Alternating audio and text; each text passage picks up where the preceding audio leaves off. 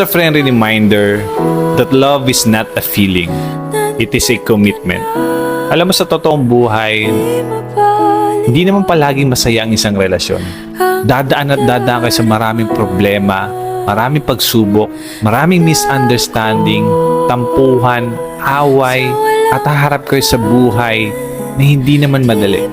Kakaroon kayo ng sawaan, mawawala yung excitement, yung spark. Kasi nasanay naman talaga kayo sa isa't isa. Pero alam mo, sana ang wag mawala sa inyo is piliin yung mahalin yung isa't isa. Na sana kahit anong pagdaanan yung pagsubok, andyan kayo para sa isa't isa.